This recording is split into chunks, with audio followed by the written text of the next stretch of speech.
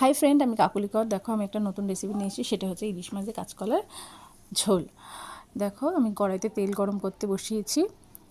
এবার ইলিশ মাছগুলো নুন হলুদ মাখিয়ে দেখো আমি ভাজতে দিয়েছি। হালকা করে ইলিশ মাছ ভাজা হয়, দেখো আমি হালকা করে ভেজে নিয়েছি ইলিশ মাছগুলোকে। এবার ইলিশ মাছ দেখো আমাদের ভাজা হয়ে যাওয়ার পর আমি কাঁচকলা আলু এভাবে লম্বা লম্বা করে কেটে নিয়েছি, আর 6 থেকে 7টা আমি কাঁচা লঙ্কা নিয়েছি। যে যার মতন ঝাল খাবে লঙ্কা ইউজ করবে। এবার দেখো যেই তেল আমি মাছগুলো ভাজলাম সেই তেলে আমি তরকারিটা করব। দেখো এবার তেলটা অনেকটাই ছিল, আমি কমিয়ে নিয়েছি। তার মধ্যে দেখো আমি জিরে ফোড়ন দিয়ে দিলাম, গোটা জিরে ফোড়ন দিলাম। গোটা জিরেটা একটু ভাজা হলে আমি আলু দিয়ে দেবো। আলুগুলো একটু ভাজা ভাজা হয়ে গেলেই তারপরে আমি কাঁচকলা অ্যাড করব। দেখো আলুগুলো অনেকটাই ভাজা হয়ে গেছে, তারপরে আমি কাঁচকলা অ্যাড করছি। কাঁচকলা অ্যাড করবো, আমি লঙ্কাটা গোটাই দিয়ে দেবো, চিড়ে দিয়ে রেখেছিলাম সেই ছটা লঙ্কা আমি দিয়ে দিলাম। এবার এটাকে ভালো করে একটু ভেজে নেব। তারপর যখন এটা ভালো করে ভাজা হয়ে যাবে তখন একটু মাঝখানে আলুগুলো সাইড করে সরিয়ে ওই তেলের মধ্যে এবার জিরে গুঁড়ো দিলাম 1 চামচের মতন, কারণ জিরেটা একটু ভেজে নিলে তেলে গন্ধটা থাকে না। দেখো আমি জিরেটাকে একটু ভেজে নিলাম। তারপর আমি আলু আর কাঁচা লঙ্কাগুলোকে ওই মশলার সাথে একটু ভালো করে ভেজে নেবো। তারপরে আমি 1 চামচের মতন হলুদ গুঁড়ো দিলাম, আর যে যার স্বাদ মতো লবণ দেবে। আমি 1 চামচ লবণ দিয়েছি। এবার ভালো করে এটা ভেজে নিলাম।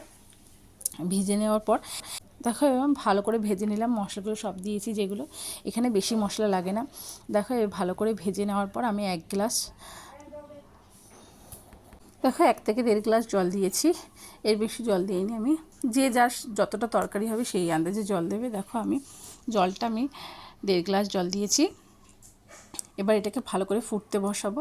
দেখো আমি ঢাকনা দিয়ে দেবো। তারপর এটা যদি সেদ্ধ হয়ে যায় জলটাও ফুটে যাবে, আলুগুলো কাঁচকলাগুলো সেদ্ধ হয়ে, দেখো আমি তার জন্য ঢাকনা দিয়ে দিলাম। কিছুক্ষণ পর আমি ঢাকনাটা খুলে দেখবো। দেখো কাঁচকলা আলুগুলো সেদ্ধ প্রায় হয়ে গেছে। দেখো আমি ঢাকনাটা খুলে দেখলাম সেদ্ধ হয়ে গেছে।